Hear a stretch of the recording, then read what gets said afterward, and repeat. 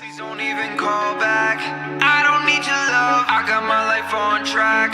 Think I seen enough. I put down the thumbtacks and I started thumbing racks. Hit it, then I put it back. Told her I can't get attached. I'ma take up with you, baby. What's going on, everybody? It's another episode of Left Side Heavy, the podcast, presented by Blue Wire Hustle. I'm your host, Jevin Lefebvre. You can follow me on Instagram at jevin.lefebvre, on Twitter at jevinlefebvre. Find everything for the show on Instagram, Twitter, and TikTok at leftsideheavy_. Be sure to head to the YouTube and subscribe to the YouTube channel, Left Side Heavy. It's another installment of Kick Back and Relax. It is the 12th one, and I'm featuring my good friend it's actually been a while since we've talked, but I reached out to him, Troy Hatt. He has been an actor slash producer slash writer for some good amount of years, and he moved up to LA, and he kind of tells a story about how he got into acting, big celebrities he's met, and some new ventures that he set his life on. So it is a very good episode. I hope you guys really enjoy it. Be sure to leave a rating and review on Apple Podcasts to help grow the show. And here is Troy Hatt. It's Kick Back and Relax number 12, episode 60 of Left Side Heavy, the podcast, presented by Blue Wire Hustle. I'm your host, Jevin Lefebvre. You can follow me on Instagram at jevin.lefebvre, on Twitter at jevinlefebvre. Find everything for the show on Twitter, Instagram, and TikTok at leftsideheavy_. If you're just listening to the audio, be sure to head to the YouTube and subscribe to the YouTube channel, Left Side Heavy. Today I welcome on a very, very good friend. Somehow crossed paths years and years ago, but it ultimately led to destiny. He's currently just finished his personal screenplay, romantic comedy, Drunk Jenny Sober. Nailed it. Troy Hatt, thank you for coming on. Thank you. Everyone else sit back and relax while Jevin tries to figure out everything else behind the scenes, and I try to keep people entertained. Y'all sit back and relax. So how have you been, man? It's been a while since we've connected. Yeah, it's been a while since we've been seeing each other in person, and I want to know how you're doing today, actually. I mean, I'm operating off 4 hours of sleep because I was editing the episode that just dropped. And yeah, I had to get up at 6 a.m. for school, and I went to bed at 2 in the morning. So I had to take about an hour and a half, 2 hour nap when I got home today. So I'm kind of running on fumes right now. So it's funny because I told you, I was like, all the stories are going to come in based off of like initial interactions, and yeah, this little sheet that I definitely don't have that tells me about interesting things to talk about is not going to be used at all. Okay, so 6 months into being in LA, like me and my sister grew up on The Price is Right. And we would watch it like every day. Like that was our thing, especially in the summer, which is the only time we would watch it because we were in school. And so I knew a friend, and he tells me, he goes, okay, like The Price is Right was filmed right near my place, which is like sick. And I was like, he's like, okay, so if you want to get on The Price is Right, you have to be like super energetic at like 10 o'clock in the morning. Like, which is just rare for people. Most people are just not that type of person. Even with coffee, it hasn't even kicked in yet. Yeah. And I'm like, yes, I can do that. I'm that B, you know? Yeah. And I'm like, okay, let's do it. So we go in line, and there's this guy kind of sitting down in a chair like this, like a director's chair. And he's like, all right, so how's it going? Where's up? You know what I mean? He has like a huge coffee beside him too, because that's what he needs to do it. And I'm like, what's up? You know, it's like this drama class game of like, I give you energy, you give me energy. Yeah. I was like, hey, nailed it. Never thought anything about it though. I was like, okay, I did that. So we go into the studio. The studio is like tiny compared to what you see on TV because they use special lenses to make everything look massive in there. They're bumping music, so it's easy just to like get into it, especially for me. And I was with Jerome, my husband, and I'm like, like I can do this. And I was with that friend that told me what to do also. So I was like, okay, I'm in good company. And they do the first like quarter of the show, and I'm just like amazed, like seeing how everything works behind the scenes. Drew Carey comes on, and he's got like a brace on his foot. So he's like heavily medicated. So this is where it ties into what you were saying. it was like, somebody please like entertain because I'm not having it today and I do this show every day. So he walks on and like in crutches almost, and he may have had crutches, don't remember, but he's like hobbling onto the set and trying to just do this show. And I'm basically going, I'm gonna make it on The Price is Right. Yeah. So I'm gonna do impressions. I'm gonna do all this stuff. And I don't actually think I'm gonna be called because they don't tell you. So I figured if I hadn't been told, I'm like, well, okay, well, that was sick, but I'm on the like at The Price is Right. That's still amazing. So all of a sudden, like, I forget who the announcer is now, but they call my name and I'm just like, yeah, cheering for whoever it is because I'm just trying to be like a good audience member. Yeah. That's what we're taught in school. So I was like, my like Jerome's like shoving me, like, go, and I'm like, what are you talking about? And Yeah. I look up and I see my name and I'm like, oh, no. I didn't think I'd get this far. So I go up and I'm like, literally, I'm like, I must entertain and be stupid. I start doing Robert De Niro impersonations because that's what I just grew up doing from Mad TV back in the day. Give us a little taste. I was like, hey, how you doing, Mr. Drew Carey? How you doing? Huh? How you doing? I'm just like all That's that good. stuff and just completely embarrassed. And just like, I end up getting on the show and bidding a horrible bid on a new car, which is everything you want to hear when you think of The Price is Right. And I had no idea American dollar, Canadian dollar, and also just didn't know anything about money, period. So I failed, but then I ended up spinning the wheel and spinning $1 on the wheel, which is like dream come true. It's what you want twice. It's all about the wheel. And then I was like, okay, sweet, I have money for rent. I ended up getting paid after it. But the thing about the game shows is they actually don't pay you until the episode airs. So if it doesn't air, you don't actually win anything that you actually got. Oh, so, shit. So you got blessed. I got blessed. They aired it. I was like, good, I was entertaining enough. You did it. It was all about the De Niro impressions, I'm sure. He was literally like laughing, but even I could tell he's like, oh, okay, we got one. Some idiot who's willing to do anything. Yeah, that's amazing. I'm like, yeah, that's me. That's awesome. So I'm here to entertain. That's what I'm trying to say. That's why I got you on. That's why I got you on. Bring the energy. Tuesday, I'll probably have 4 hours sleep. So, what's your day-to-day like right now? You're stationed in LA. Whereabouts in LA? I'm in Burbank, and I lived in Hollywood for 12 years. So it's actually kind of rare. A lot of people are kind of shocked when I say I lived in the same place for 12 years. So the place I moved in LA when I first moved here was the place I basically grew up in LA. From that time period from when I landed. And most people here are like moving around for a different place, but we had a connection with our landlord that went beyond just landlord friendship.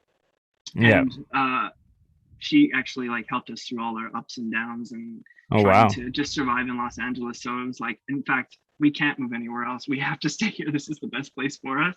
And then I just moved to Burbank last year during COVID. So it was like culture shock of COVID-19 and trying to figure out how to remember to wear masks and stuff like that. Yeah. And stay 6 feet apart. And then also completely moving from something that I was so used to a completely different city, completely different vibe. One is suburban and the other one is like rustic. That's the best word for it. So I'm in Burbank. Do you see vloggers out there like day to day? Is it?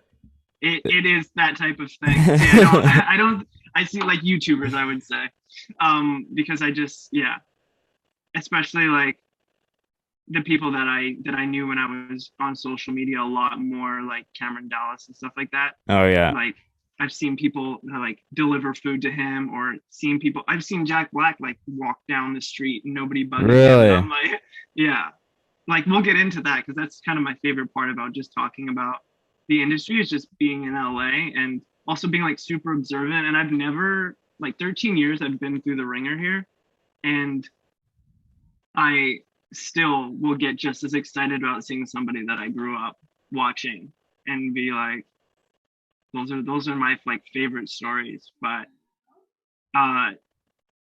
it wasn't until I kind of understood a little bit more of gratitude in life because before I was kind of just scrambling, just trying to make my mark. And so everything that I was accomplishing in acting seemed small to me and wasn't consistent. And so I was just kind of really hard on myself. But now looking back, I'm like, yo, I've done some crazy things that most actors wouldn't even get a chance to do because they'd be too busy to get into the crap that I got into. Yeah. Okay, to answer your question, actually, day to day, if I'm not going to set, so I do background work on commercials Okay. to fill my gaps when I'm not writing. And it's like this, secret, not so secret kind of work that nobody moves here and goes, I want to be behind the scenes in Yeah. commercials. Like nobody ever does it. But when you get here, it's just something that has completely given me the time to call myself a working writer, because I am able to work a few days doing that and completely have the freedom to be a writer. So I consider myself a paid writer until I get my first big paycheck when it comes to writing. But my day to day is like, over the years, this has been cultivated. This has not always been my day to day. Yeah. But it's meditation, walk the dog, meditation, exercise, and then get myself something to eat, and then be like, sit myself on the desk and like, you will write for a certain period of time. And then after about 2.5 hours, I'm like, I don't know what I'm talking about. And I write myself a note that tells me about what I last worked on for future Troy. So when future Troy comes and sits down at the computer, I go like, sweet, thanks, past Troy. Yeah. Dead serious. Like, these are the things that I write about. I'm working on a self-improvement book, and these are the things that I write about. I'm like, be kind to your future self. Yeah. Write notes down. You won't remember. Oh, that's Oh my amazing. God. Yeah, Yeah. I sometimes have to do that to myself. Like when, especially now that I'm in school, it's a little bit different, but I have to, once I start getting stressed about the workload that's like getting on me, I just have to write down like a schedule of the next day that I have to follow in order to get at least like 80% of the stuff done, or else I'll Right. just be kind of winging it and not really set, I won't know what I actually have to do. So I'll just, or like a checklist or a schedule, like, okay, you have class from this right after, study for like 2 times over, like study the terms 2 times over. And then after Yeah. that, you have to finish this, hand it in. And then after that, do this. And so it's still the same level or same amount of stuff that I have to do that day, but just seeing it on paper and following a plan, it cuts time down and like it just relieves some stress or anxiety that is come up on me, and it's 100. something that I've learned to do, and it's actually helped like a lot, like many instances, and it's only been like 3 weeks into school. Yeah. Here's mine right at my desk. And it's so funny. It's like not everybody knows how to do that, and not everybody knows to do that. Not everybody knows how to do that and do Yeah. it consistently enough to go, it's not supposed to just be done for school. It needs to be done for life. How do Yeah. I take some, I have one thing to think about when I write down my notes. Take a look at your notepad. It's the only thing that I need to remember. After that, it's like it's all there laid out in front of me. But if not, we're like consistently thinking about 1,800 different things about what we needed to do. I don't even have it as like, well, the things at the top are the things I don't get done quick. So I Yeah. look at it enough times where I feel like the universe kind of conspires to like accomplish it for me, Yeah. or helps me out in some way. But that's good that you know how to do that. Yeah. It's something that I've tried to develop over time. But so you're in LA and you've kind of made it, uh your path has been through acting and stuff, but you somehow came across us bozos, or some of my bozo Okay, friends I can get at the into that. at at the wave pool. Right. I wasn't there. We crossed paths a bit later, Yeah. but take me through that day and how like me and my friend group like crossed paths with Troy Hatt at the Coquitlam wave pool. Like To all how my did that day friends, come together? Like to that's just all my crazy. friends, that would make sense. To anyone who knows me, that makes sense. They're like, Troy loves that place. I don't know. I'm like a water guy. I'm like, it's a place where it's just like completely freeing and relaxing. I can literally sit in a hot tub for like 3 hours. Yeah. And when it came to Activerse, I'm on vacation whenever I'm there, first off. So I'm completely relaxed, just like, yes, let's just meet whatever personalities kind of come in my direction. I was showing off on the diving board, and they're like, yeah, dude, do that thing. And I'm like, so easily it's like, okay, connection made. What's going on? Where are you guys from? Yada, yada, yada. Well, what were you doing? What were you doing? I'm like a jumping backflip that Brock Lesnar does on professional wrestling back in the day, if you really cared to know. I'm a non-closeted pro wrestling fan. I think I'm the only one out there. There's very few people that will admit to watching anything like that. So that kind of caught attention, and I was like, just trying to literally, I'm like, yes, I will be a kid again. Yeah. And I don't know, it's like to me, those little interactions in life, and that's kind of what I learned through the audition process, was like I was starting to get to the point in my life where I was like, the most exciting part about the audition was when it was over, because then I'd go back into life and I would go, oh my god, like my favorite thing to do is, usually I'd be like, a friend would be like, oh, your audition is near my place, let's come and hang out. And I wouldn't just be hanging out. This wasn't just like, oh, let's like chill and smoke weed and relax. It was like, there was always something like, fill me in on what's going on in your life, because I'm starting to really, I don't know, they were mentoring me, I was mentoring them, and those conversations became the most favorite thing in the world to me. So it's impossible to have a conversation now where I'm not offering advice and legitimately listening to what somebody's going through.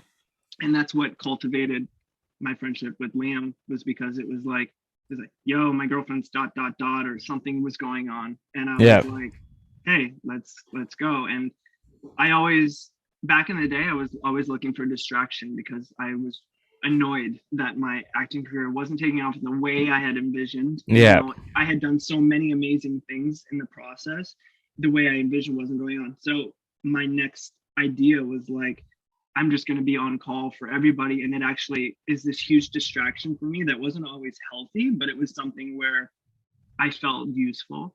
Yeah. And that was beneficial for me. And that's actually what led me to go, when I had the vision of, I think I should write, which I'll actually probably get into here. It was like, I need to write self-improvement, because this is that, wait a second, I think that's been one of my biggest passions all along. And then mixing that in the entertainment industry with writing blossomed into my first screenplay. And I realized that I could offer the same advice and morals in an artistic form that allows me to still contribute to the industry that completely saved me as a person. That's amazing. What was the question? I literally do that every time. At the pool, because. But yeah, by the way, Troy, like, that's amazing, because it's always important to kind of reflect back on why this all started, and you wanted to like kind of make connections and put yourself in positions where if something wasn't going right, try and, like you said, cultivate at least something out of the experience. And if like you said, you're on vacation, this is an opportunity to interact with new people, and then maybe it can grow into something and then maybe they have a friend has this, and you never know. Podcast one day, and I was like, yeah, hey, I've never disappeared. Like if somebody like, well, you know, in social media, when we're constantly exposed to faces, you go, oh, I was just thinking about you. I'm like, well, yeah, duh, you saw me like 10 minutes ago when you were scrolling. But as I kind of started to step away from social media, which is a whole story unto itself, because I was really doing social media for a while hard at one point, and hearing from people that aren't seeing or speaking to me because I just posted, it makes it even more intense, because you really get to see who's legitimately thinking about you, and who is like, I saw your post and I wanted to say hello. It's apples and oranges because I love hearing from anybody, as any human does. So I Yeah. was like, I'll take any attention, but hearing from people that aren't constantly, that you haven't heard from in a while, because it's been a while since, yeah, we were in the same place together for sure. Yeah, the last time we were together it was me, Liam, and we either went to a wave pool or Castle Fun Park. It was one of the two. Something fun. Yeah. But so you met like Edie and Liam and a few other people at the wave pool, right? Right. That like that They were yeah. all there. That was the Yeah. very first time, and then we crossed. I think I was hanging out with them, and then we somehow like met up somewhere. I can't I think exactly remember I stayed where. in touch. Liam stayed in touch with me. Yeah, We, you got added to became, our group chat. that was my investigation. Now when I write people your age, I go, yes, I know exactly how to write these characters.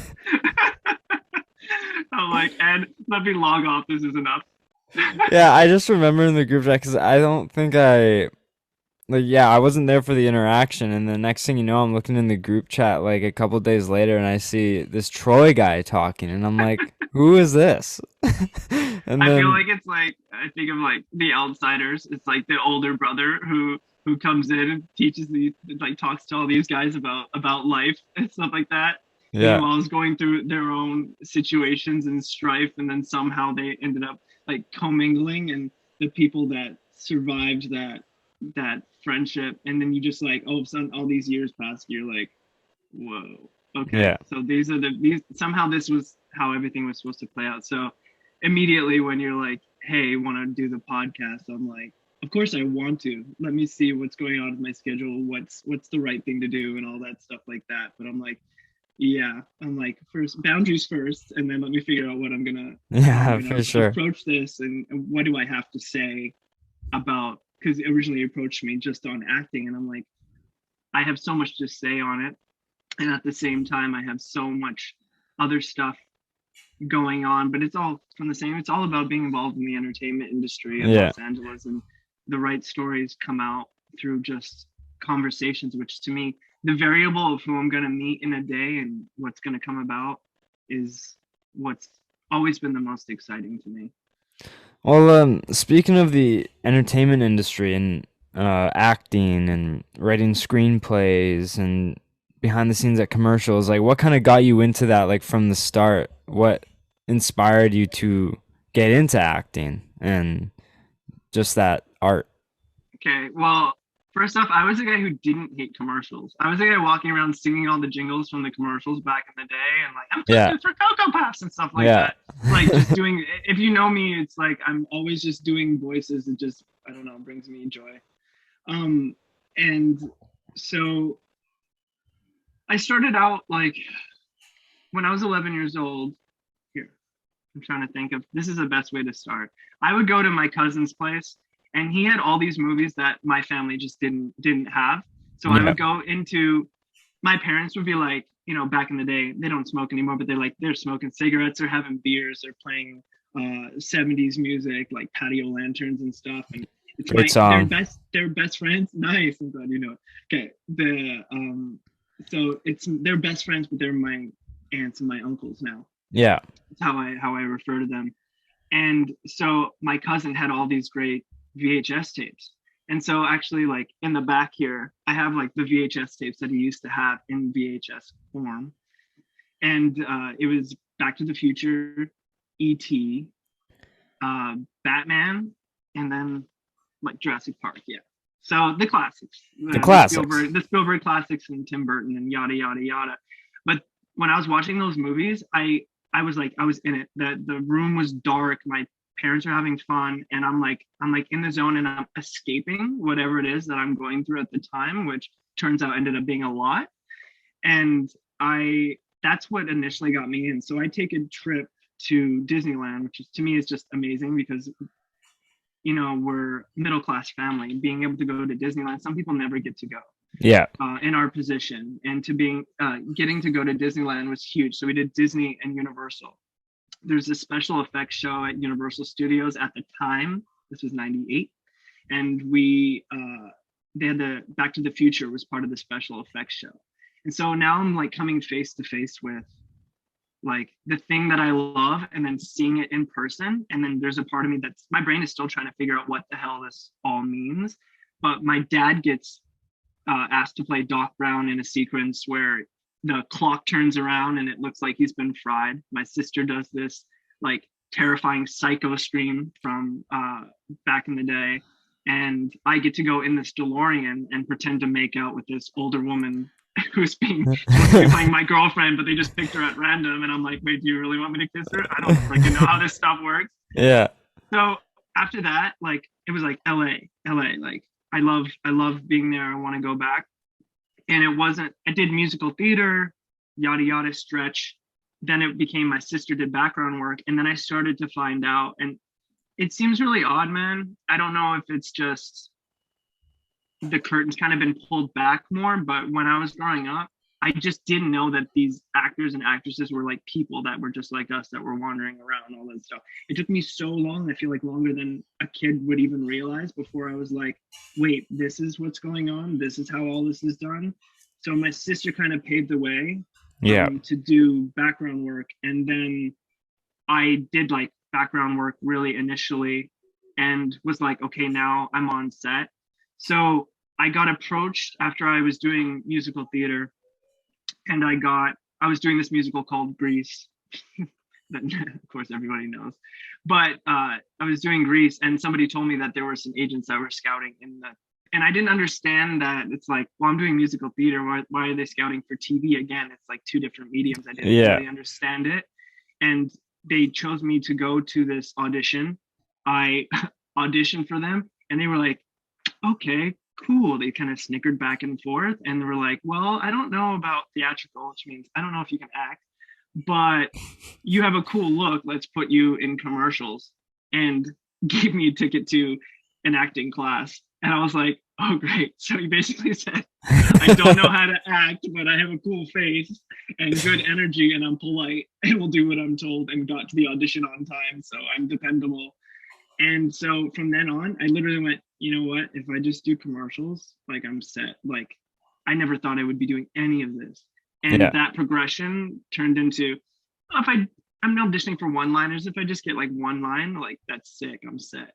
Oh man, couple scenes in a movie or a guest star, I'm set. That'd be sick. Like it kept just kind of tiptoeing through the industry until my first time auditioning, I auditioned for, I think it was like a year, and I thought I would audition 4 times and get something. I had gotten the hard part. I get an agent. That's the hardest part.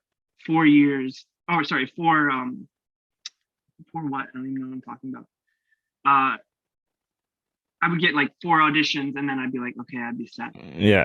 And it wasn't the case. So I did audition after audition, and you think, okay, yeah, the audition's 20 minutes away from your house, no big deal, but you're trying to take time off work. You're barely making any money as it is. I was working at McDonald's, and at one point I was doing temp work at some factory, screwing lids onto weight gain bottles. It's just like insane stuff, just trying to make sure that I had a free schedule. And then I'm like driving from Coquitlam all the way to Vancouver in traffic. So that's 50 minutes there, 50 minutes back. And then times that by 100, it's enough to make somebody question whether they want to do it at all. Yeah. And then a year later, I end up getting my first role. And it was literally, I walk in, I go to see my agent, and this is actually how the opening of my self-improvement book starts. Spoiler, but my agent at the time was like, I don't really know what to do with you. And I'm like, great. That's super awesome. Confident now. Thanks. Thank you for that. And he's like, listen, you're not going to get this role, but I just want the casting director to see you. And I'm like, sweet. Okay. I'm like, I can handle this. It's, this is a tough business. You know, my sister found it extremely difficult to the point where she stopped pursuing acting because of these types of comments that can just gut you. Yeah. And I was like, okay, cool. So, 15-minute drive back, that's enough time to think. And I'm like, okay, like game on. Like, I have to get this role because Yeah. this guy is talking to me like this. Like, I have to get this role. So it was a role for a goth kid on a very short-lived show called Painkiller Jane back in the day on is the CW. Okay. And I was like, okay, so I go to Pine Tree Secondary, so my old high school, and I go into I had kept my connections with them, again, kind of going back to our initial conversations of keeping everything as a family and not losing touch with anybody Yeah. that I meet. And I'm like, I need a trench coat. I need this, that, or the other. And I went and got fake piercings and guy liner. And I was like, I show up into the audition room and I like look through the glass doors and everyone's in regular clothing. And I'm like, I open the door and I'm like, is this the audition for a goth kid? Painkiller Jane? Because you don't really remember the names of everything. Yeah. Just like, I just gotta go and do it. I'm trying to remember my lines, not the name of the show. And I had no lines. But anyway, I go in and this guy is like, has anybody acted before? And I'm like, oh God. At that point I had been in like acting classes for a minute and I'm like, this is really like, I'm like, raise my hand like, oh, come on. Of course I can act. Yeah. But yeah, it's like, really prove it. And literally I made like this faces of like just being like a goth person. So rolling the eyes in the back of my head, just pretending to be the Undertaker and just being stupid, right? Yeah. And then as I'm driving back, my agent calls me and he's like, I don't know what you did in that room, but you booked the role. And I'm just like crying, screaming, run home, run up the stairs, like, That's amazing. F you. Yeah. Thank you. And that was like the first role I got, no lines, no anything. And how much effort that took just to get that. I should have known then that I had a very interesting trajectory for this business and what I was going to kind of come across, because it's just not conventional. Or is it? That journey is amazing. That was very well told, Troy. That was very well told. Oh, I appreciate it. Thank you. So how long did that show last? Like, how long was it on air? So it was on air for a year. And when I show up, like, again, I'm green. This is my first, I'm like, I'm just trying to prove to my parents that I made the right decision not to go to college. So I'm taking photos of me in my trailer and sending it to my mom, like, Mom made it, got my trailer. This is the beginning of everything. And I walk into set and the director's like, who are you? I didn't wear the makeup or the trench coat or bring any of the things that I brought to my audition. I just showed up as me and I look like Corey from Boy Meets World. Yeah. Like, I have short hair. I'm like pale skin, no sun. It's Coquitlam. Barely any sun has hit my face. And I show up and he's like, I don't know what you're supposed to play on this show, but we don't have anything for you, right?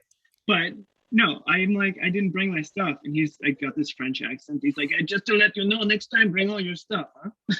Yeah. Okay, sorry.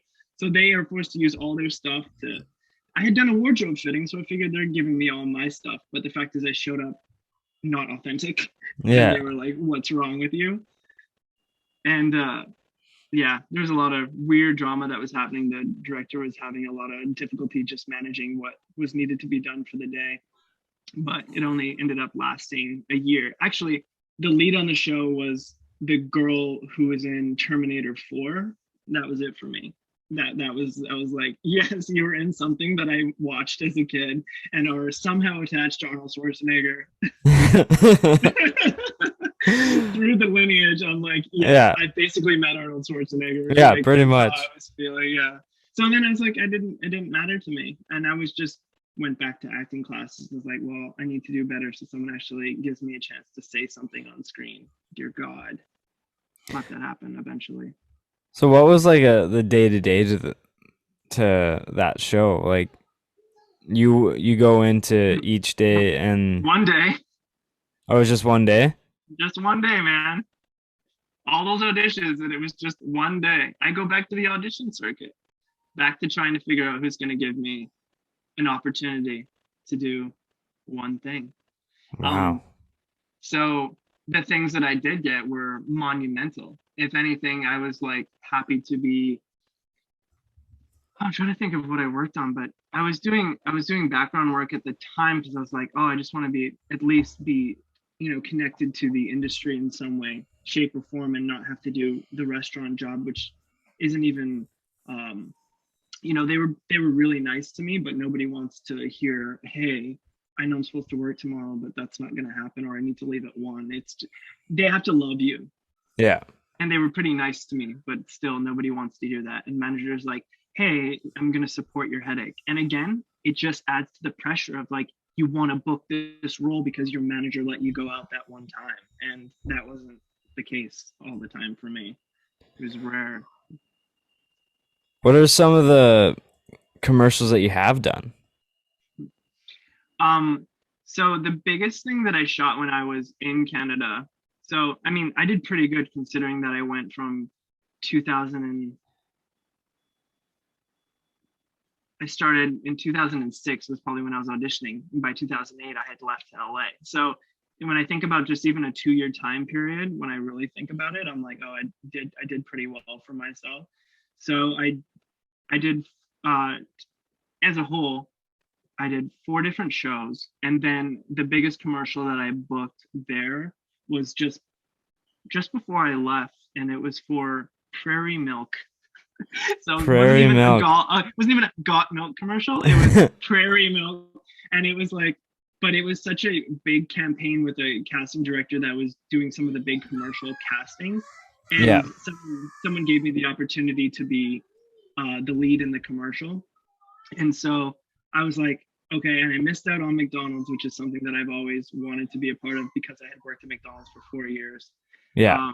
That was my whole high school experience with all my friends. So I was like, I want to do the commercial for them one day.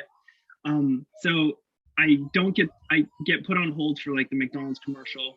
And the campaign for the McDonald's commercial was like, I'm walking down the street to like rock music, the character is. And then he looks up and he sees a billboard and it says, hey, Troy, your fly's undone. And then he looks down, zips up his fly, and then it says, McDonald's, always working for you, so come work for us. And I'm like, I want that. I want that. I want that. That is the cheesiest, most amazing thing I've ever done in my life. Let me do this commercial. Didn't get that commercial, and I was so bummed that the next commercial that came up, I just really feel like the casting director went to bat to like try and make sure that I was a part of that project. And so I get this Prairie Milk commercial, and it isn't a small commercial. It's just not for Got Milk. Well, like I'm not in the US, so I'm sure there's certain things that I'm just not going to be a part of, which was always in my mind. And so I do this Prairie Milk commercial, and again, 1-day shoot.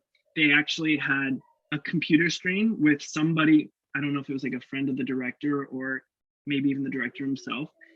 I've never actually seen this done very often, but he had basically, I think they were on such a time constraint for shooting in that location, which was, I think like it was Langley or Richmond, I don't remember, but it was this old abandoned house, and it was supposed to be this like, it's supposed to be shot like a horror film. And so I actually felt like I was like, okay, I got something juicy to sink myself into. And so I get there going, I don't really know what I'm doing because we audition, and then they could literally have something completely different. You're just the guy. And I show up, hey, I'm the guy.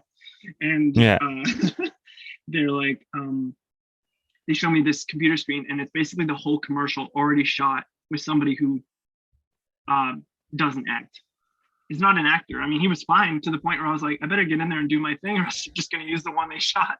Yeah. But he wasn't supposed to be in it at all. And I was like, I'm a mimic. As like even the De Niro stuff, it's like it's all just kind of mimicry. That's kind of what I grew up on, just kind of doing impersonations of things that I saw. And so I basically got to look and just do what they had already done and just add my own element to it. And I just remember hearing that the camera guy, the main camera, the camera operator was had worked on Jurassic Park or something like that. And he could have been wow.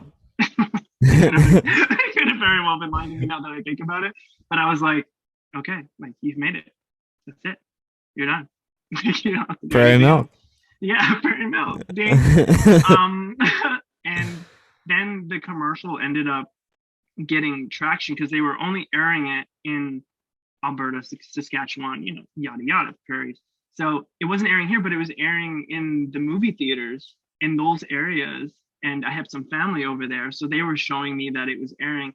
And then I got put on like bus stops and stuff like that. And one of my girlfriend's dads had worked in that industry as somebody who was doing the putting those posters in the bus stops, and ended up getting me all these like massive posters of my face that I still have. So that was like one of the biggest things I got before I moved to LA. And then when I got here, the biggest thing I did was a Honda commercial that aired during the Olympics. And I think that's probably, if I'm a deja vu to anybody, that's one of the biggest like exposures that I had gotten, just because everyone was watching the Olympics that year and was able to kind of see. That's amazing. Honda commercial. Yeah. I remember seeing that, watching that one on YouTube. Your hair's flowing in the wind. Yeah. Your hair is so that like, was a 2-day shoot. Yes. Your hair's like, hey, you got the 2 days. They trusted me to come back a second day. I didn't have a car and I was shooting a Honda commercial. I had my roommate drive me to the That's amazing. to set, because I didn't have a car, and I'm shooting a car commercial. And that one was a whole, again, everything has like its own intense story. Everything I booked has its own very like intense story to it. What car did your friend drop you off in? Honda. A Honda? Oh, good. Getting off on the right foot. ups to you for asking the good questions. Drops you off in a Volkswagen. He's like, exactly. You know what? Yeah. Just go home. It's like, damn. And of course, the thing was like, are they going to give you a car? I'm like, damn, I hope so. I really hope so. Yeah. I think one cool thing, you were in the We Are Young Fun music video. It's so funny that you bring it up. Yeah, because I actually, when I was writing down like things about like, because everything, like I said, everything that I've been in has like this super intense story to it, even though it seems minuscule in the grand scheme. First off, didn't know Fun, didn't know it was going to be a banger. And such a good song.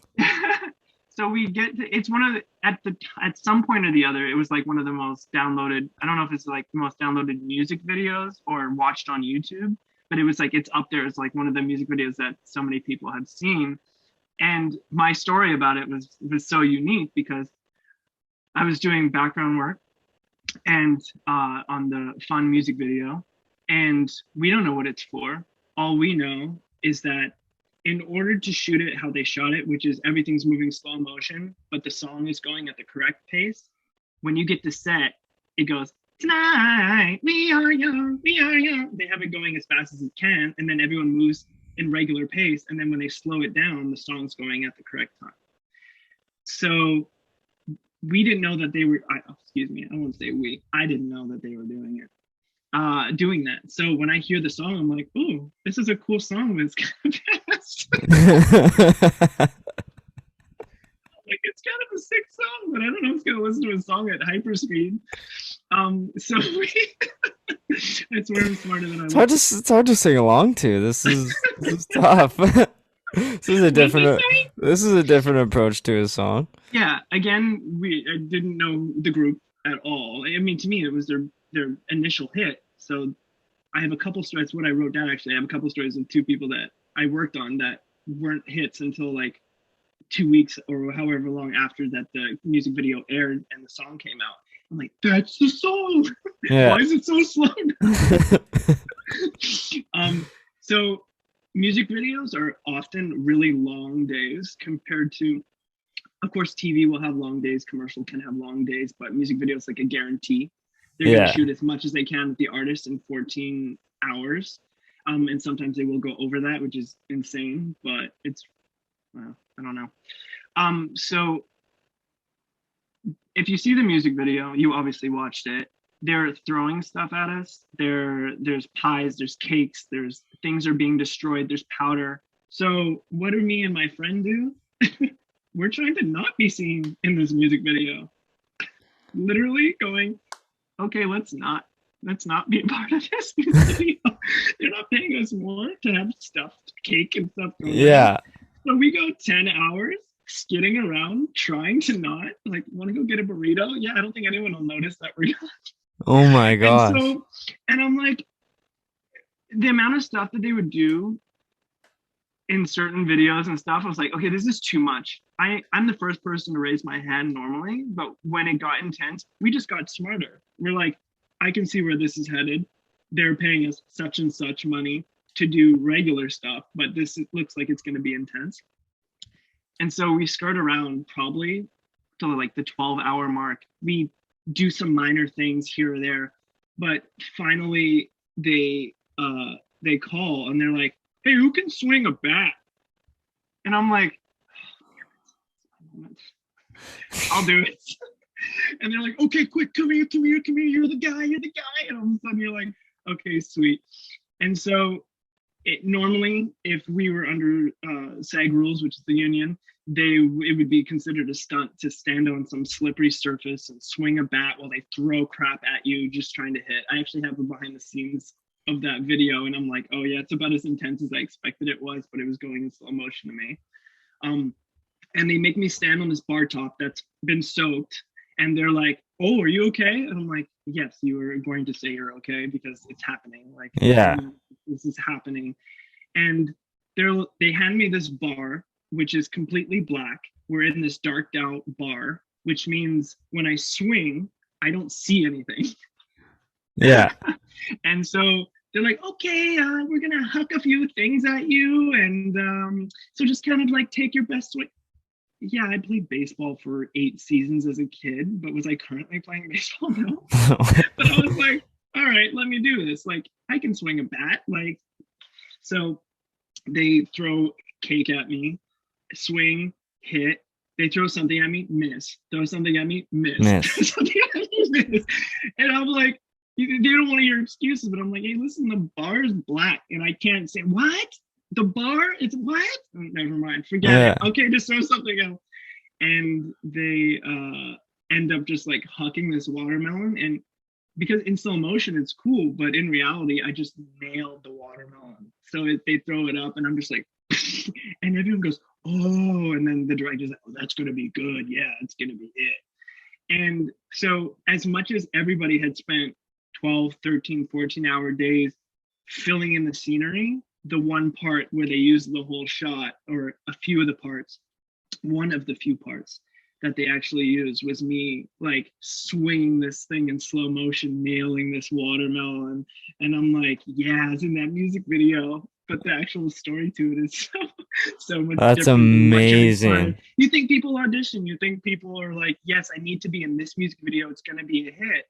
And then however long later, very short time later, it was like, this is one of the most downloaded or viewed on YouTube music videos that's out there. And I was like, yeah, nobody would know. And I wouldn't tell anyone back in the day. Now I just really worry less about how people perceive everything to be, because I think it's actually more important for people to realize what the reality is of it, even though it is peeling back the curtain and you want to just be like, yeah, I auditioned and I beat out 800 people.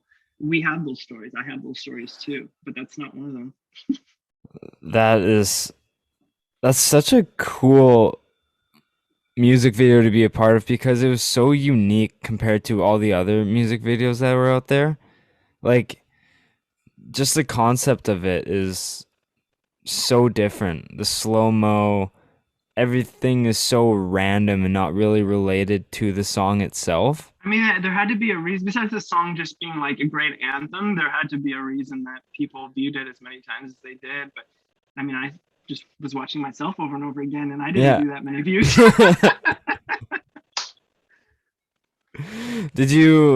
Were any of the band members there? Because they had to be in the video too, right? They were all there. I just didn't know who any of them were, so I wasn't excited. I didn't know who they were. Were they cool people? Yeah, everyone was nice. Actually, that's the thing. Okay, I wrote this down because I was like, I don't want to forget. Okay, so Foster the People. Were you aware of Foster the People? Yeah. Most people know their song, Pumped Up Kicks. So they were doing a music video at the time, same deal, extra work, yada, yada. And they were doing their music video for, I forget what it is. It's one of their songs on their album that didn't get quite as many plays. But we are, Foster the People, their song, Pumped Up Kicks hadn't came out yet. So I'm sitting there behind the scenes, don't know them. So again, I'm not freaking out, but I'm like, yeah, these guys are pretty good. Like I kind of Yeah. like them. So I'm sitting with this girl, and now I'm just chatting, same thing as the wave pool. Like we're just hanging out. We're like, hey, nice to meet you. What's going on? She's like, yeah. She's like, yeah, my boyfriend, he's up there. He's one of the singers. He's the lead singer. Whoops. And I'm like, oh, sweet. So I'm just chatting with her, and I'm really not thinking about anything. And then all of a sudden, the guy comes down. The lead guy from Foster the People comes down. And he's standing right in front of me. He's like, what's up? And I'm like, ooh. And I was just all of a sudden kind of got the gauge. I'm like, lead singer talking to girlfriend, extra. Let me get out of here. But no, instead, I was like, yeah, man, I really like your music, man. I think you guys are gonna go far. And like literally a week later, I think it was like a week later, Pumped Up Kicks came out and like took over the airwaves pretty much as We Are Young did. And I was like, what is with me? Like, what? That's so funny. Yeah, like, I totally thought I was hitting on his girlfriend. And I was like, my bad. And I'm like, yo, I'm gay. I don't know how to say it, bro. Wasn't gonna happen, but it's still, I'll go back to home. I'll go back. I know my place. I get it. But I would talk to the actors and the actresses because like they really don't want you to. I think I had the tact to at least go, oh, you're about to shoot, go do your thing. And I've had instances where you can tell that they're like, they don't want you talking, but I actually become acquaintances of certain people in the industry that mean more to me than the person that was just trying to make sure that the rules stayed in place and that the wrong person, the wrong type of person didn't come up and be like, hey, can I have a hug? And you're just like, okay, this is why the rules in place. Yeah. People like me are fine. And I've made so many connections through that over the years. Yeah. That's so like you've ran into these singers and just like people on commercials. Like, have you met any like cool like celebrities? Top of the line. Like just this even is a story that my friend would get upset that I tell in my head because I'm like, I used to say it to friends, but in reality, he's probably going like, why did you do this to me? He had tickets to an event and he's like, you want to go? And again, like my ego's insane because I'm just not where I want to be in my career. So the only way that my ego can be as inflated as it can be is to go, I live in LA, okay? This is old hat. The ArcLight? Yeah, I know where the ArcLight is. Yeah. You know what I mean? Like that's the only way that the confidence could fuse through me because I just wasn't, my friend is an actor who's worked on multiple shows. And I'm like, I'm not at that level. So the only thing I do is like, fish out of water, I get it. Yeah. And so he says, ArcLight, I got tickets to Hot Tub Time Machine. And I'm like, sweet, premiere Hot Tub Time Machine, any premiere is great. I'm gonna sit in the theater with all the actors and my friend who's an actor. And in reality, it was like I get to spend more time with one of my friends. And so that was really sick. So we go there and we're a little bit late, naturally, trying to get anywhere in LA traffic, which is intense. As Vancouver traffic. As I've heard LA traffic is an absolute gong show. In certain areas, yeah. And so I go there and they're like, oh, we don't have tickets for you to go and sit with the actors. And I'm like, bummer. Like, I'm sorry. Like, I should have spoke up sooner and made sure that this happened or we got here earlier. And they're like, but we have tickets for you to kind of like sit with the producers and all that. I was like, yawn. Like, okay, fine, that's cool. The producers of Hot Tub Time Machine, who the hell could they be? Like, like raunchy comedy. I get it. Mind you, this is Troy back then speaking. Okay, now I know that anybody is anybody. I'm a little bit more conscious of all that stuff. But at the time, Time Machine, who could the producers be? And this is why.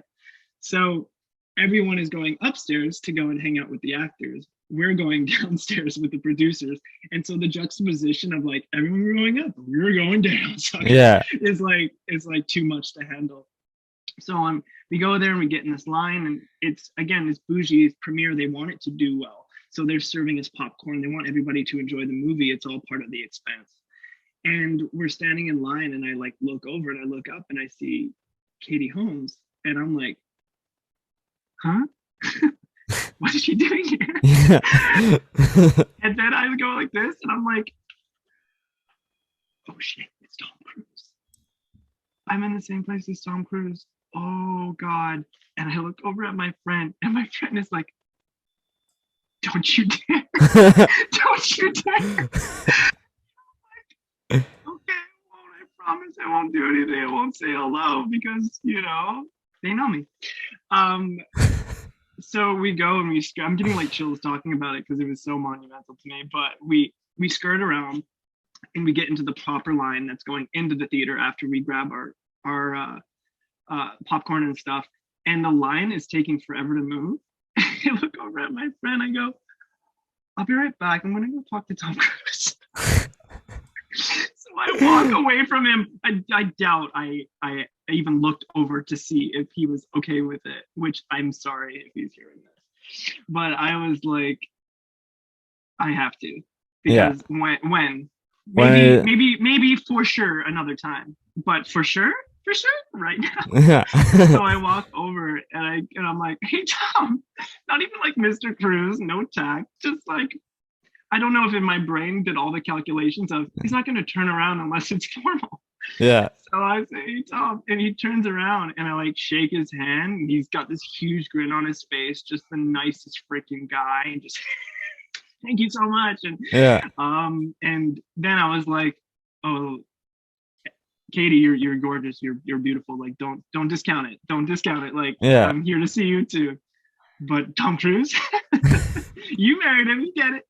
And I was like, that was probably like my biggest moment when I really think about running into somebody unexpectedly. He's the guy. I mean, Tom Cruise is as like A-list as it gets.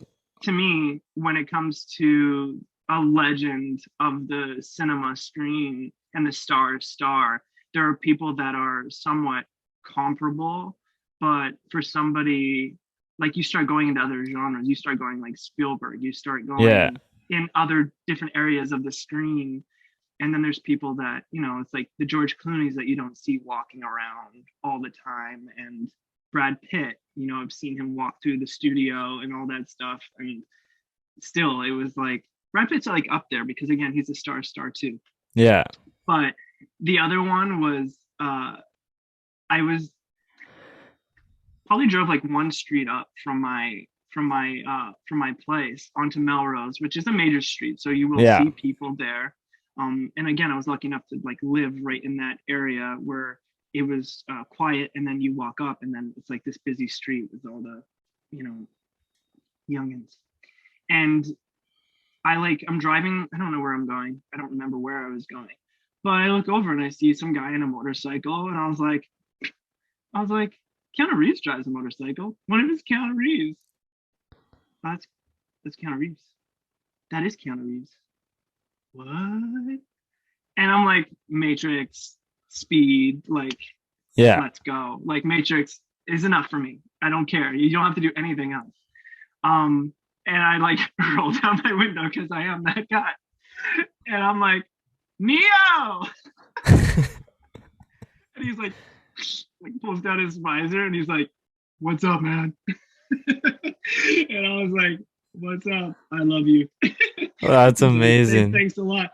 And so those are like the little instances where even actually the Hot Tub Time Machine, I ended up getting into the premiere of it through another friend of mine that was in Hot Tub Time Machine at the time in the movie.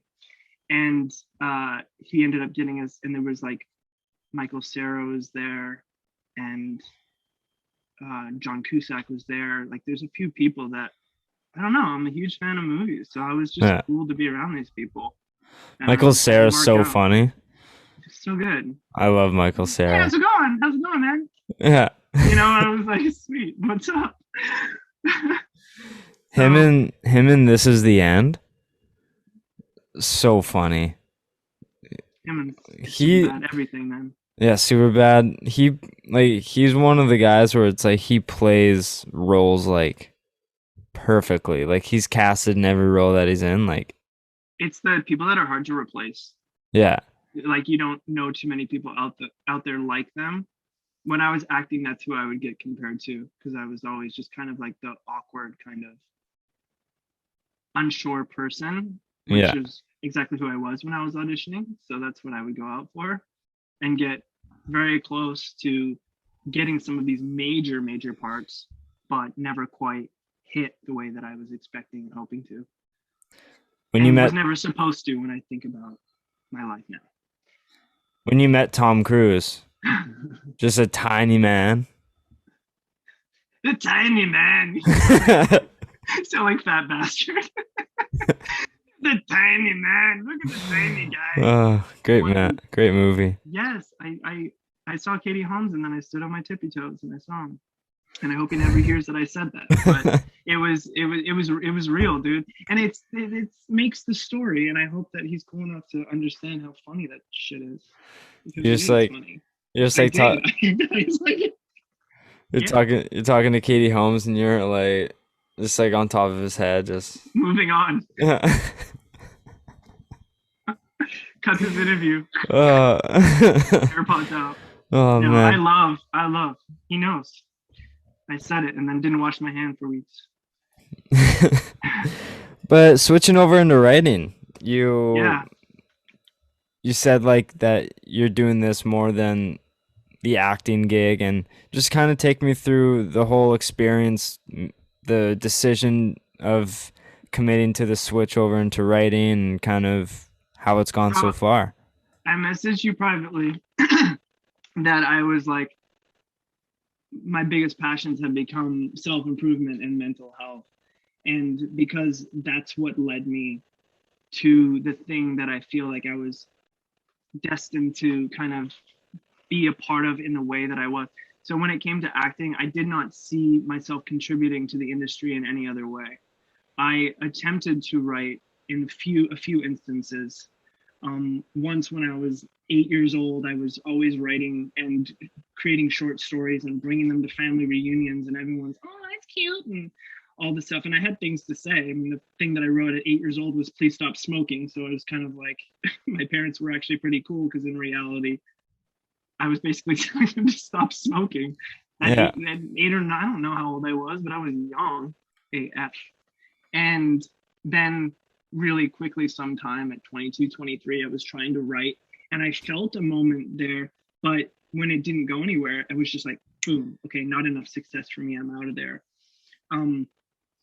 So sobriety is actually what brought me to writing. So I, at one point, was smoking a lot of weed and it was my favorite. And I still say it is my favorite because I didn't give it up because I hated it. Yeah. I gave it up because I loved it too much. Coping mechanism, just not being where I wanted to be in life. And a lot has to do with my career. I think it had a major role to play in going. I didn't have the ability to cope, or my perspective was just way off. Yeah. When I talk to you and I talk about these stories, you'd go, what's your problem? Sounds like you had a really cool time, right?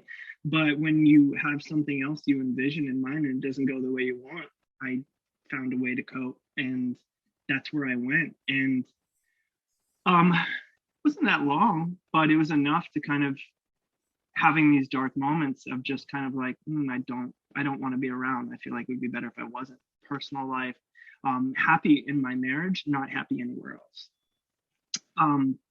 And so I kind of over time, I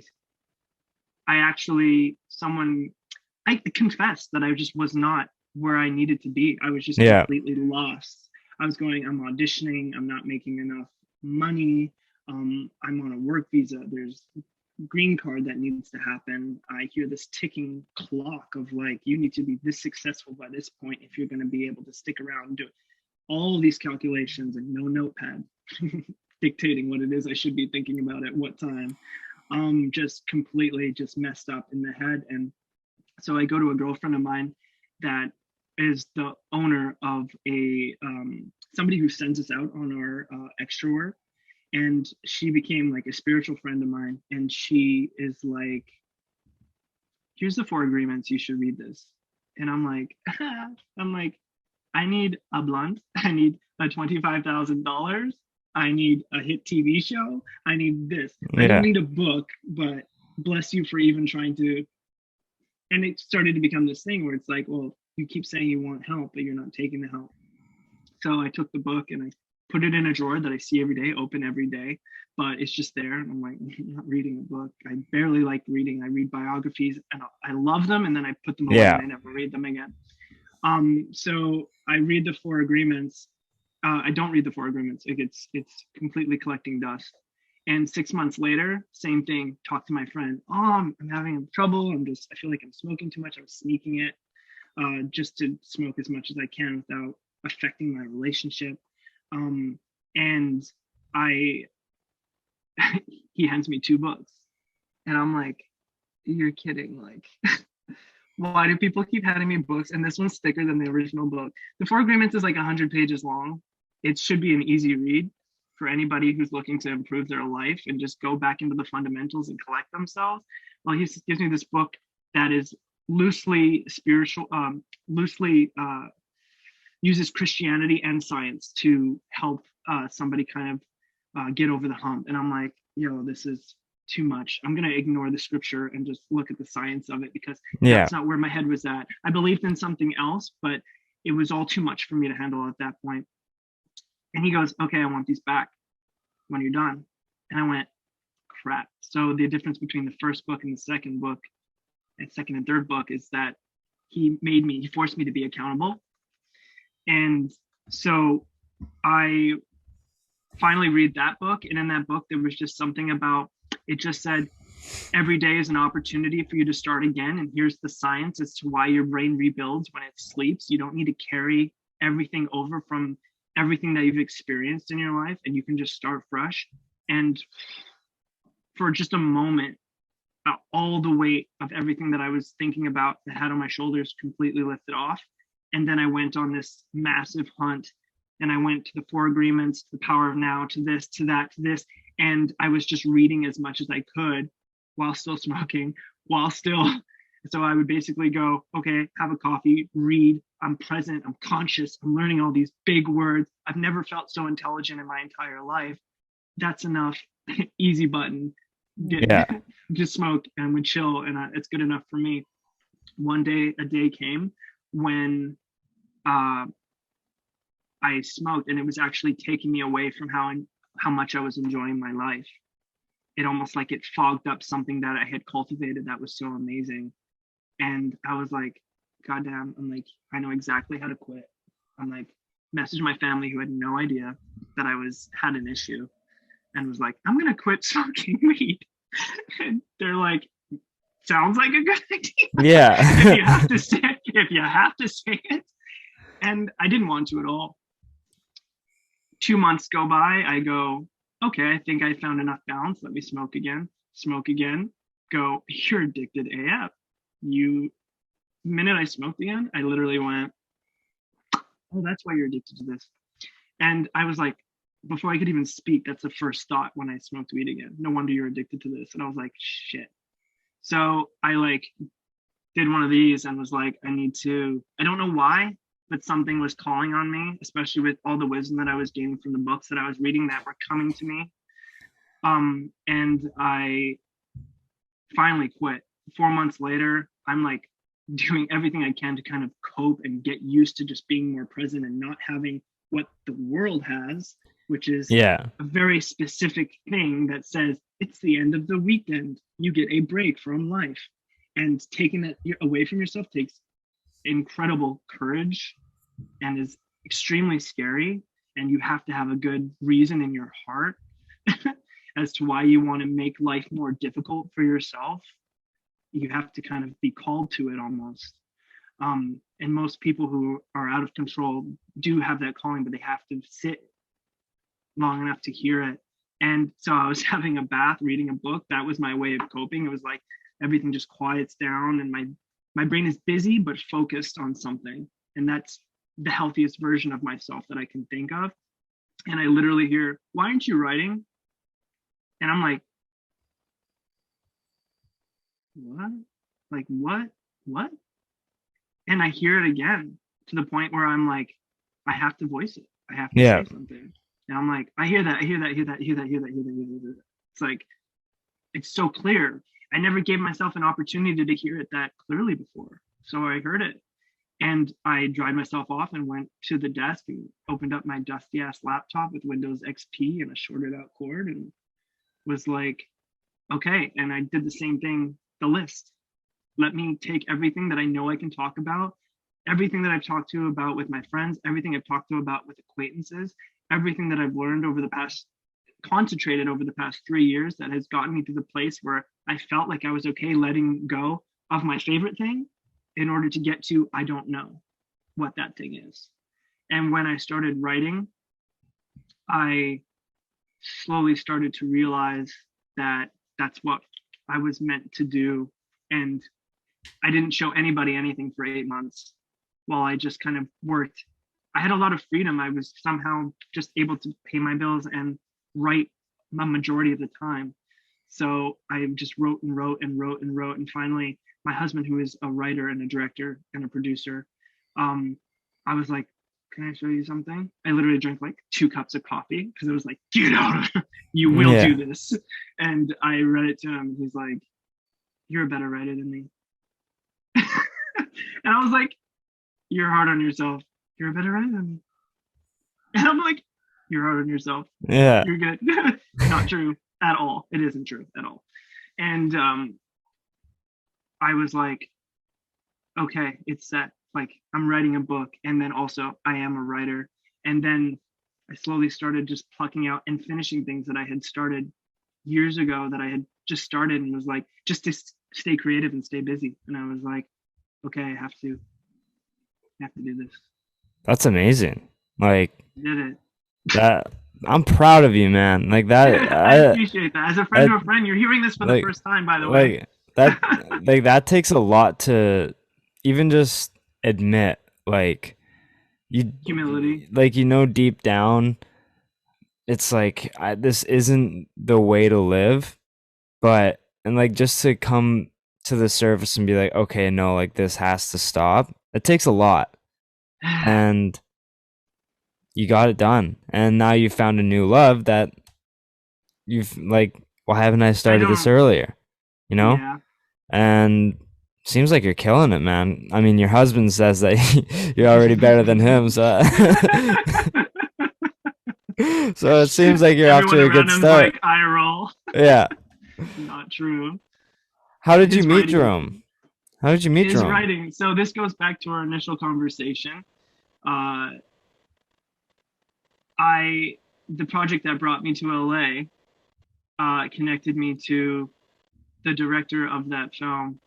And even though the project had issues, one conversation with him, and we were like, Spielberg? Yeah, Spielberg. Stand By Me? Love that movie. Dead Poet Society? Robin Williams. Let's go.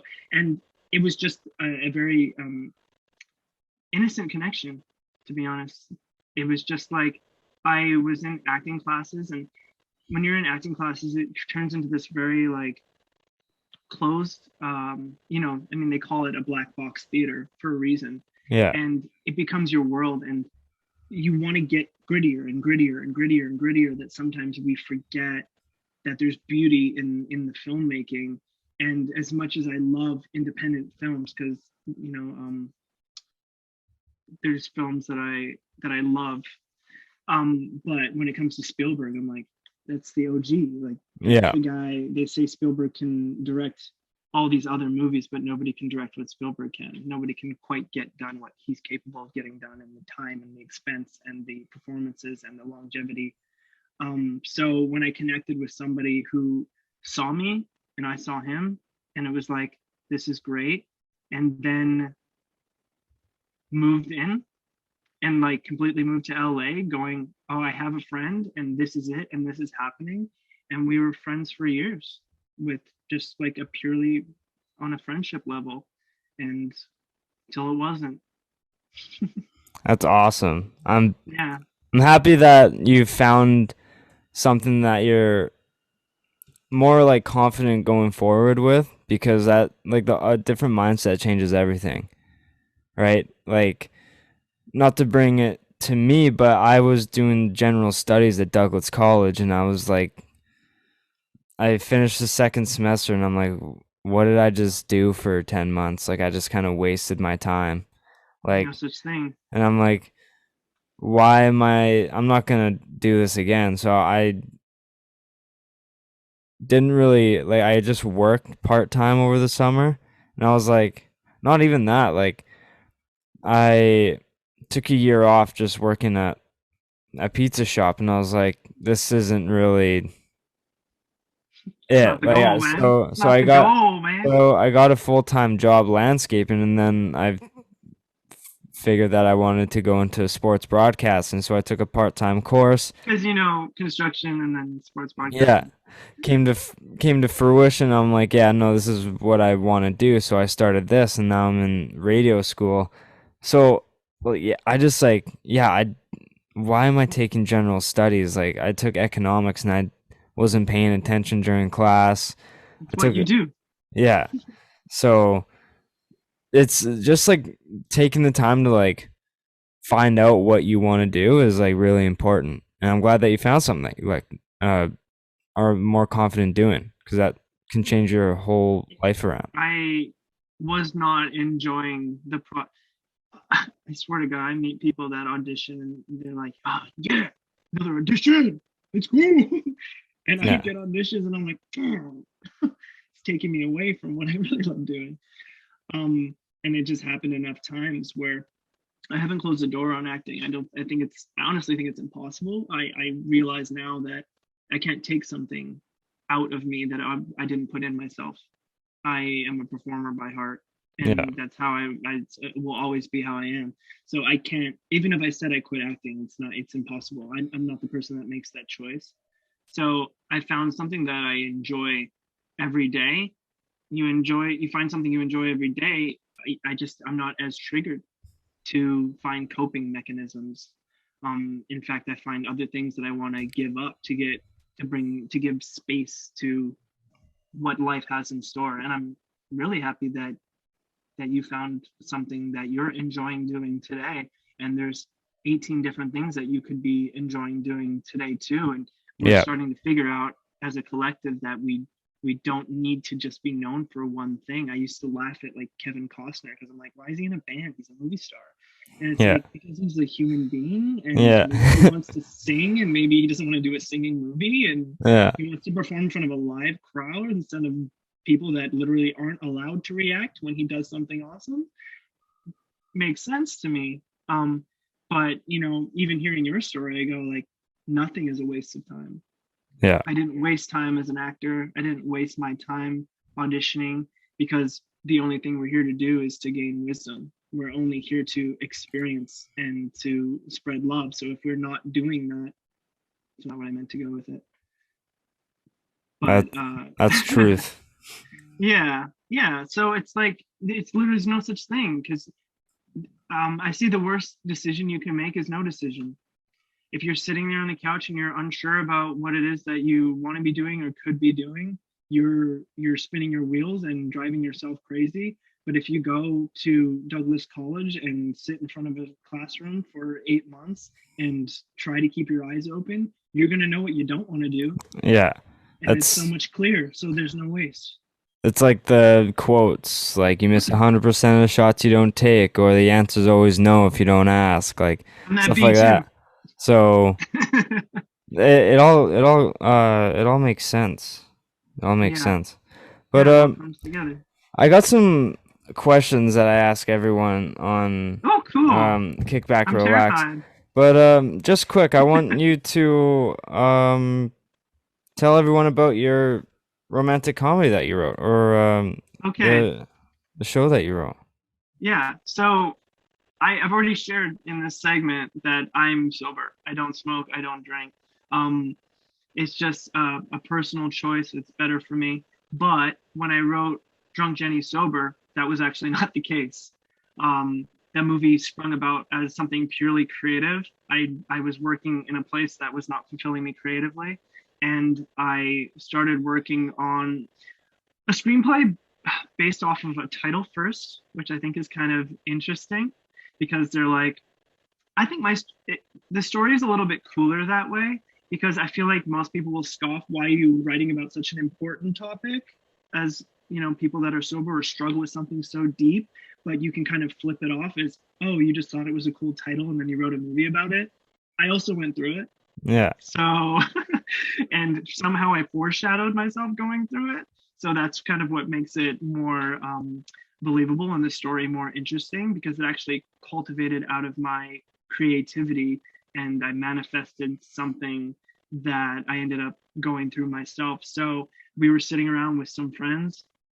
I was just catching up with some of them, and one of his girlfriends is named Jenny, and she's telling a story, and she's like, "Oh, this story is kind of like Drunk Jenny, but sober. If that makes any sense." And I was like, "Drunk Jenny sober." I'm like, "That sounds like a Sundance film," which is a joke that I would just to me. I'm like, "Yeah, joke always kills."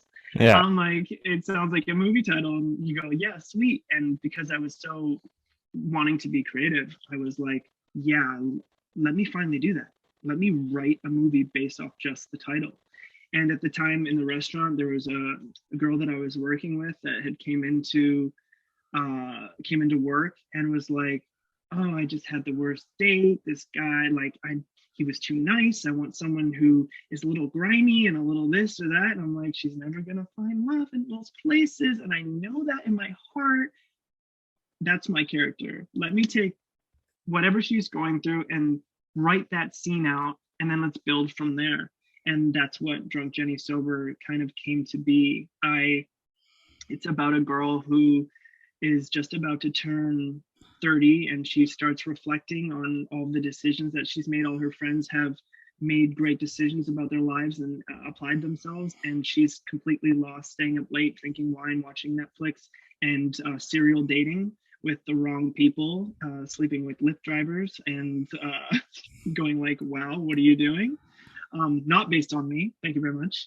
And she has this wild night where she gets completely carried away, and her friends desert her, and she's forced to kind of rebuild her life from that point on.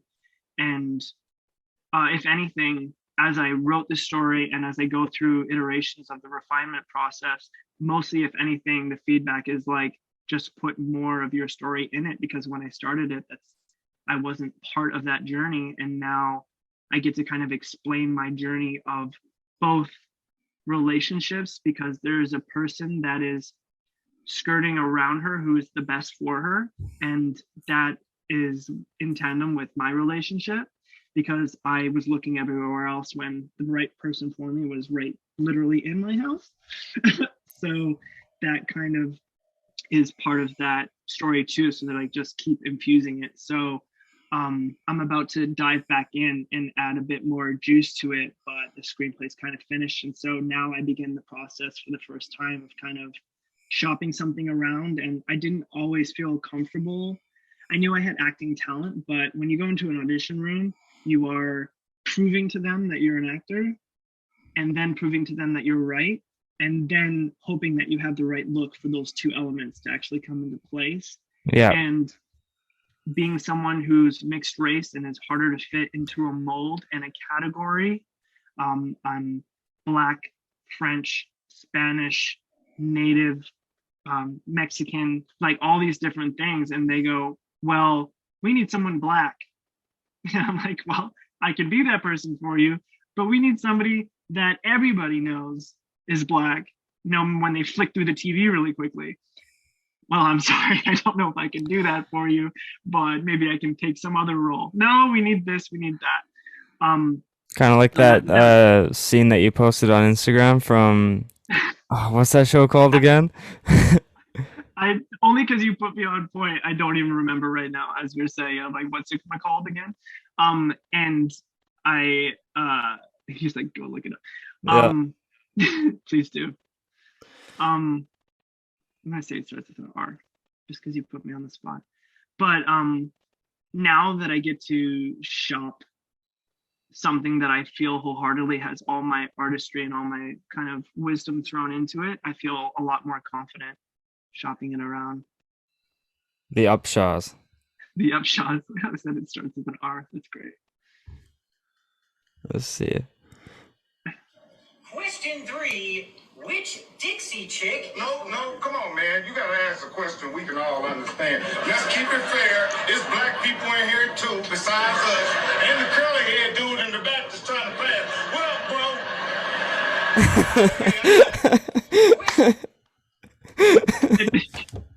I think more people understood the struggle after I posted that. I actually heard from like, the past few years has, we've learned a lot about race. And as someone with an African mother with a mix in herself, with mixed parents herself, I had a lot of learning to do about a culture that it's like that I grew up around, but still had so much learning to do. And the fear of trying to match up my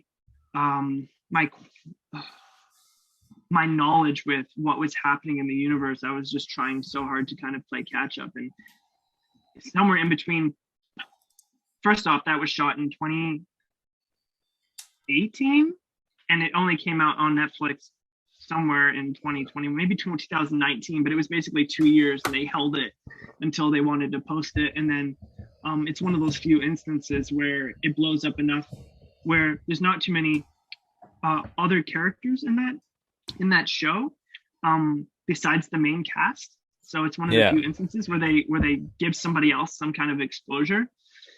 So kind of between that and then watching a few Spike Lee joints, I was like, okay, I think I'm finally ready to kind of explain about what my position is in all of it. And hearing kind of from a lot of my friends that are also mixed and understanding that they had similar notions about feeling like they were playing catch up as part of their culture and having trouble seeing themselves or one or the other because they're just people, and then realizing the privilege of being able to be just people and not wear around the color of their skin has so much, I'll get into it. But to answer your question, I just like shopping. I like that I have something to shop around that has all of me in it, and that when someone reads it, you get me or you don't get me. Yeah. And so I've always wanted that for myself. So I feel like it's a graduation into that. That's awesome, Troy. I'm happy that you kind of went another route, and I'm excited to see how it comes about for you. But me too. I got some hot seat questions for you. Sweet. I hope that I answer them in short periods of time. The first thing you would do if you won $10 million. Donate 10%. That's awesome. 100%. 100% of 10%.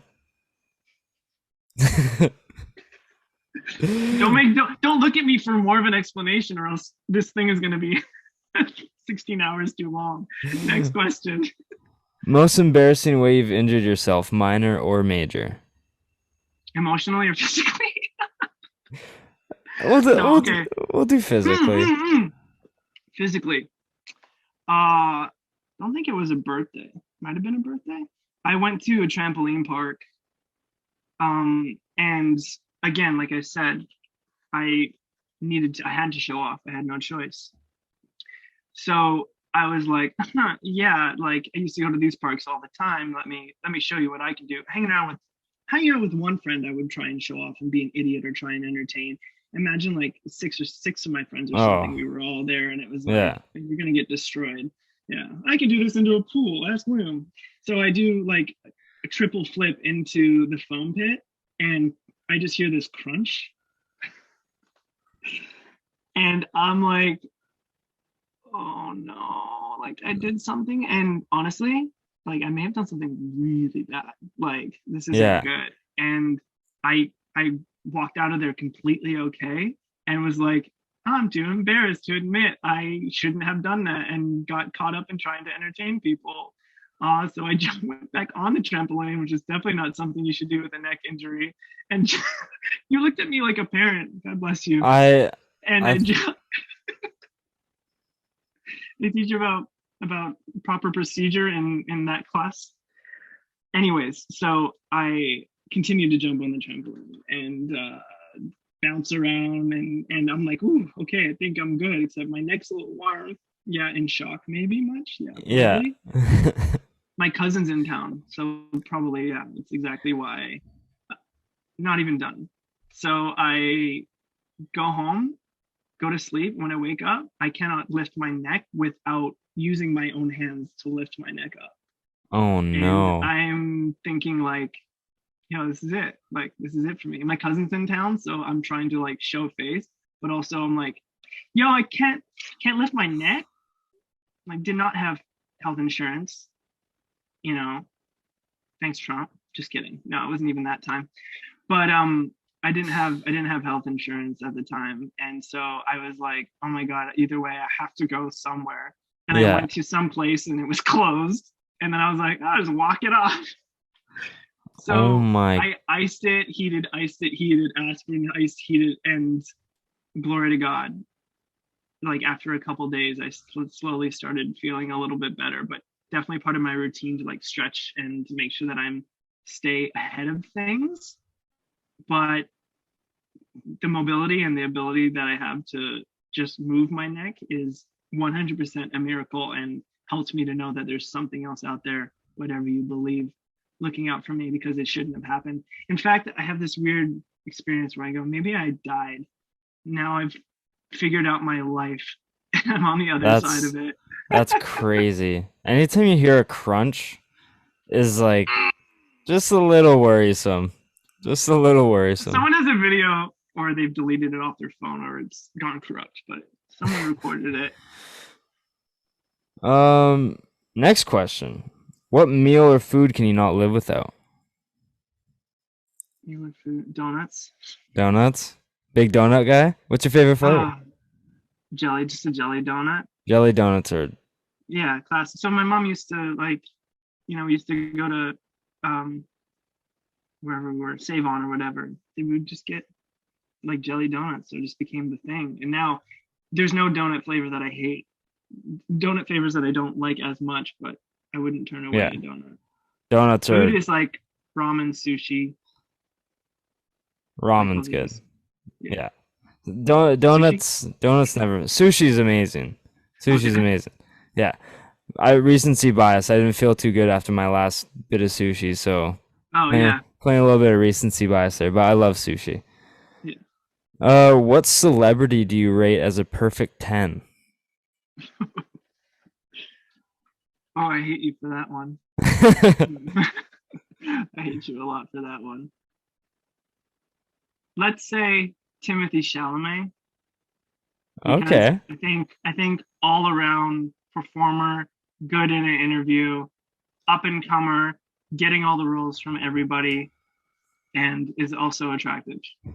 So let's go. I think that's the safest one. Moving on. I already know this answer. Or if any actor or actress Jevin. were Okay, sorry. Go ahead. What? if any actor or actress were to play you in a movie about your life, who would it be? Corbin Blue. Yes. That's the Oh, only appropriate answer. That's the only one you would get. Who else can it be? Can you think of anybody? I don't know. With this hair, nobody. There's a guy. What's his name? Justice Smith. He did the Pokemon movie, and he just finished doing 2 seasons of Generation on HBO Max, and he's in. Oh, it's a weird moment. And he's in. He was in Jurassic World 2. He's a guy that's screaming all the time. And the weird moment is I saw him at a coffee shop one time, and I was at a coffee shop that I would normally go to. Some friend invited me. He's like, "Yeah, sick place." And there was this, like, because it was sunny and the sun was shining on the window, they had lowered these drapes, and so there was just this cutout shadow, and Justice Smith was on the other side of the shadow chilling, and I was there, and I was like, "Whoa, this is crazy." That's amazing. Because I was like, if things had gone the way they would in my head, I would have had his career. That's crazy. I love that. Yeah. Well, Troy, this has been fun catching up. Thank you so much for coming on. Thank you, man. It's This so is easy. I want you to plug some of some more stuff that you're working on, where they can find it all, and just your social media where people can follow you and kind of follow your life. Well, you can definitely follow me on @TroyHatt. Doesn't get much easier than that. Sound it out. I'll put the name right there. Just kidding. Don't worry. Make you edit. Just kidding. Okay. Throwing all these things that I have to do. TROYHATT. Hat with 2 T's. Chapeau in French. With 2 T's. There's not much to promote, and I think that's actually part of the writing process and something people need to hear. I have a screenplay that's ready to go. It's a romantic comedy, and I'm in the process of anyone who thinks that they have a forum for it to kind of come to fruition. I'll take anyone who wants to read it and thinks that they could do something with it. It's ready to go. I'm working on a self-improvement book with a title that I probably won't say, just because I'm still working on how everything's coming to fruition. And I think that's going to be, it's half autobiographical and half self-improvement, which I think is going to help a lot of people the way I wish it was all kind of stacked into one book for me instead of chasing books, which is cool too. And those are the 2 things that I would say that I'm working on the hardest and keep me busy. So keep a lookout for a Drunk Jenny Sober. I can't wait. Troy, once again, thank you so much for coming on. You guys know where to follow me on Instagram, Twitter, TikTok, YouTube. Plugged it all at the beginning of the show. Be sure to follow and leave a rating and review on Apple Podcasts to help grow the show. And Troy? And, Jevin, go to bed. Yeah. I need sleep so bad. Halfway through, he's like, why did I do this? I was just yawning because I'm just No, you're good, man. I was sleep good. I was gonna deprived. do it. Hey, Get some sleep, my friend. Thank you for catching up, and thank you for thinking of me. this is a lot of fun, and let's do it again sometime. Sounds good, man. Yeah, actually, I would love to. This was a lot of fun. Let's next time you're in Vancouver, it's like get a coffee or something. Let's do it. Can't Yeah, I wait. want a coffee. All right, be good, man. Yeah, you too. And What do I we'll hit, Lee? see you guys next time. Yeah, I'll just Got a stop. Lego, got me a Benzo,